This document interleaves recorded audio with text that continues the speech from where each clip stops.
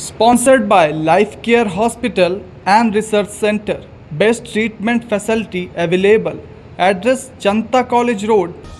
प्रार्थना हॉस्पिटल के डॉक्टरों ने ली एक और प्रसूता की जान। आरोप, रीवा शहर में संचालित प्रार्थना हॉस्पिटल मौत का केंद्र बन चुका है। इस हॉस्पिटल के डॉक्टरों की लापरवाही से एक और प्रसूता की जान चली गई।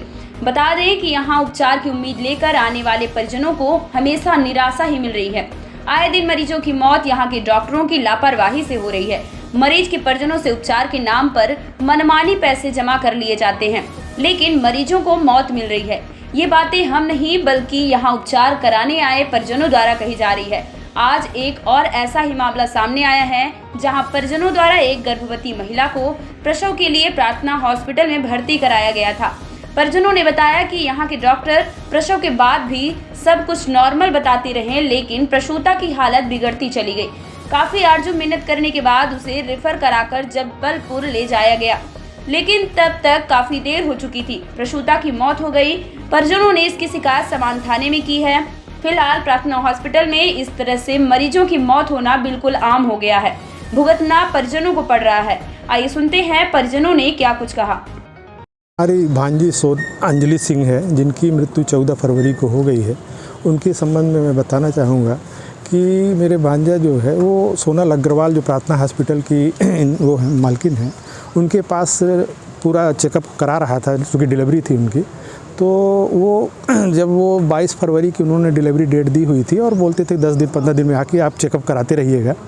तो 4 फरवरी को वो अपनी वाइफ को दोपहर में उनके सोनल अग्रवाल के हॉस्पिटल, प्रार्थना हॉस्पिटल में लेके गए थे और वहाँ पर उन्होंने चेकअप किया और बोला कि अभी इसमें थोड़ा सा पानी या कुछ भी प्रॉब्लम है, आप इनको भर्ती कर दीजिए और इनकी डिलीवरी आज ही करानी पड़ेगी।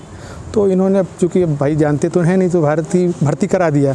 उसके बाद वो शाम अपने प्राइवेट रूम दे दिया उन्होंने और रात लगभग 9 बजे, साढ़े 9 बजे तक उनका नॉर्मल हो रहा। कोई भी उसमें प्रॉब्लम नहीं थी, सभी जांचें रिपोर्टें आई, सब नॉर्मल थी।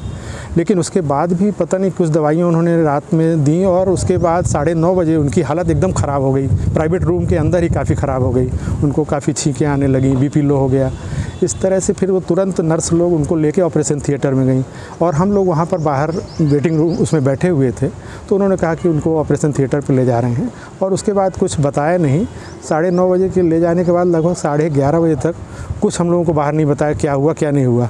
11:30 बजे फिर मैंने वहाँ से बच्ची को निकाले, बोले कि सिजेरियन बच्ची हुई है और बच्ची स्वस्थ है। बोले 10:40 पे बच्ची हुई है आपको, इनकी अंजलि सिंह को, और अंजलि सिंह की भी हालत ठीक है। इसके बाद हम लोग हो गए बाहर बैठे रहे और कुछ लोग बोले कि ज़्यादा लोग हैं तो चलिए कुछ घर चले आते हैं।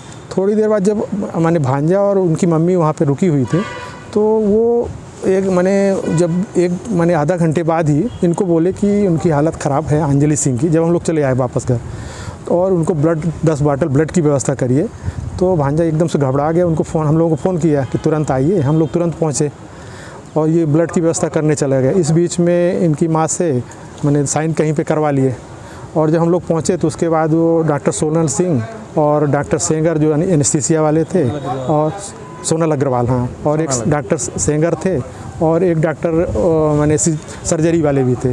तीनों लोगों ने बैठ के हम लोगों को बुलाया और बोला कि इनकी बच्चेदानी निकाल दी गई है और ब्लीडिंग तब भी नहीं रुक रही है, ब्लीडिंग बहुत ज़्यादा हो गई है।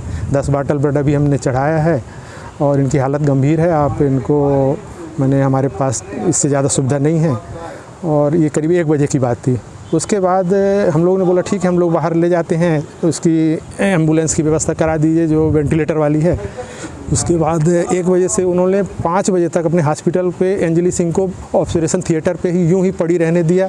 हम लोगों को किसी को अंदर जाने नहीं दिया देखने के लिए और बोले कि जब तक पूरी पेमेंट नहीं करोगे तब तक वो नहीं होगा। इन्होंने चूँकि बीमा लिया हुआ था तो बीमा से अप्रूवल नहीं आ रहा था, इसके कारण उन्होंने 4 घंटे हम लोगों को, अंजलि सिंह को यूं ही पड़ा रहने दिया। पूरा ब्लड उनका बह गया। फिर 5 बजे हम लोग लेके भागे हॉस्पिटल, वहाँ जबलपुर के लिए, सेल्वी हॉस्पिटल।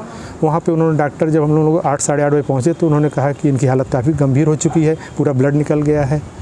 फिर भी हम लोगों ने वहाँ भर्ती किया और वो लोग वहाँ पे 1-2 दिन में 22 बाटल ब्लड हम लोगों ने वहाँ चढ़वाया।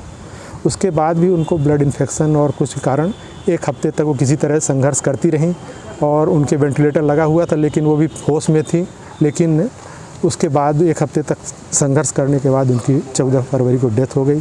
और वो पूरी लापरवाही सोनल अग्रवाल की थी जो उन्होंने यहाँ पे उनके साथ किया। कौन सा हॉस्पिटल है? ये प्रार्थना हॉस्पिटल में उनका शेयर है। और जब हम वहाँ पे हॉस्पिटल में थे, वहाँ पे 1-2 केस और उसी समय आए जो प्रार्थना हॉस्पिटल से ही गए थे। उन्होंने कहा कि वहाँ के ही हम माने दुखी हैं यहाँ से इलाज से। और वहाँ पे उन्होंने भी बताया, हमको भी फिर बाद में जानकारी हुई कि कई केस यहाँ पे इन्होंने माने लापरवाही करने के कारण उनकी डेथ हो चुकी है। कई डिलीवरी ऐसी उन्होंने कराई जिससे उनकी डेथ हुई उनकी माँ की। तो इस तरह से मेरा ये है कि मैं अब इनको किसी तरह से भी जितना हमसे बन पड़ेगा इनके खिलाफ़ कार्रवाई करूँगा। अभी मैं थाने में रिपोर्ट करके आया हूँ।